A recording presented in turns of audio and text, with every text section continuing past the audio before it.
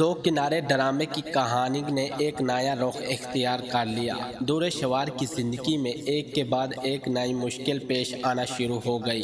ولید کو ستانے والی دور شوار کی الٹی گنتی اب شروع ہو چکی ہے۔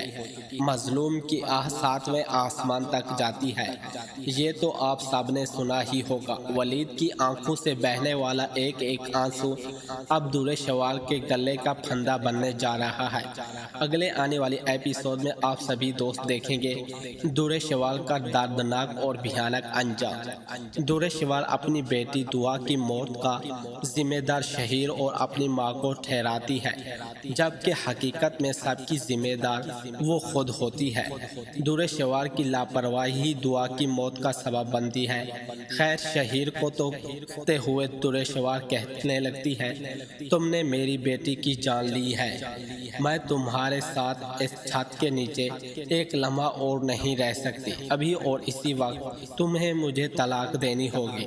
شہیر ہنسنے لگتا ہے اور دور شوار سے کہتا ہے، لگتا ہے تم نے بیٹی کی موت کے صدمے کو دل سے لگا لیا ہے۔ میں نے ایسا کچھ نہیں کروں گا، نہ تو میں تمہیں طلاق دوں گا اور نہ ہی اس گھر سے جانے کی اجازت دوں گا۔ دور شوار کہنے لگتی ہے، تم ایسے نہیں مانو گے، میں تھانے جا کر تمہارے خلاف کیس فائل کروں گی اور دیکھتی ہوں تم مجھے کیسے روکتے ہو۔ یہ کہہ کر دور شوار وہاں سے چل پڑتی ہے۔ شہیر غصے کی حالت میں کھڑا اسے دیکھتا ہے اور وہ جا رہی ہوتی ہے۔ دور شوار اپنی ماں کو لے کر سمندر کنارے بیٹھی ہوتی ہے اور وہاں سے اپنی ماں سے کہتی ہے، امی مجھے اپنی بیٹی کی بہت یاد آتی ہے، کاش وہ مجھے چھوڑ کر نہ جاتی۔ دور شوار کی ماں اسے حوصلہ دیتے ہوئے کہتی ہے، تمہیں پریشان ہونے کی ضرورت نہیں، قدرت کو شاید یہی منظور تھا، اب زندگی اور موت ہمارے ہاتھ میں تو نہیں ہے۔ دور شوار کافی سوچتی ہے، پھر اسے خیال آتا ہے، اگر شہیر مجھ سے بازن ہو گیا، میں عیش کی زندگی کیسے گزاروں گی؟ یہی سب سوچتے ہوئے دور شوار شہیر کو فون کر کے لنچ ساتھ کرنے کا کہتی ہے۔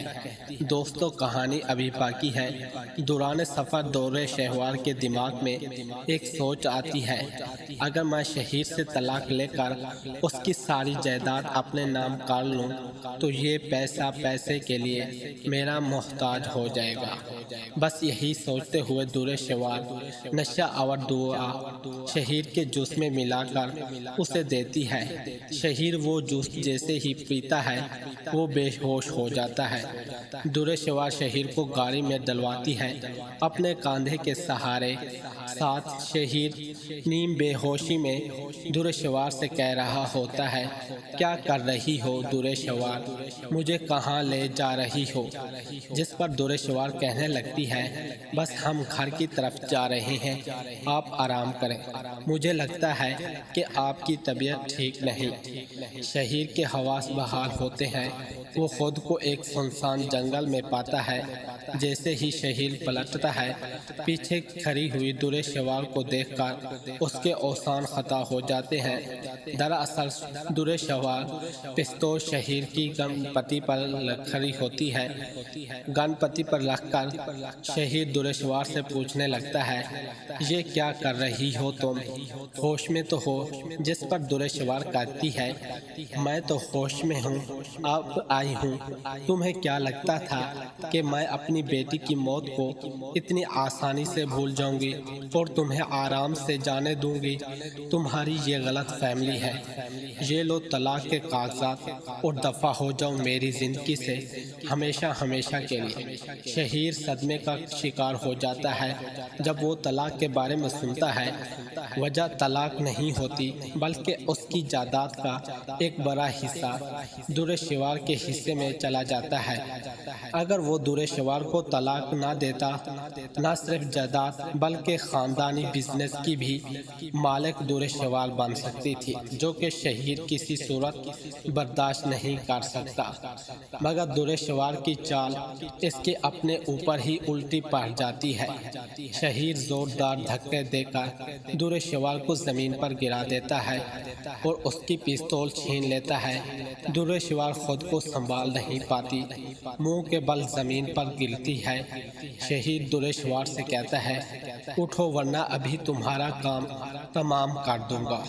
दुरेशवार भी आखिर दुरेशवार ही होती है, इतनी आसानी से कैसे हार मान सकती है। वो अपने दोनों हाथों में मिट्टी भरकर शहीद की आंखों में फेंक देती है। शहीद की आंखें शदीद मुतासर हो जाती हैं, उसे कुछ नज़र नहीं आ रहा होता। इसी सूरत का हाल का फ़ायदा उठाते हुए दुरेशवार उसके हाथ से बंदूक दोबारा से छीन लेती है और उससे तलाकनामे पर दस्तखत भी करवा लेती है।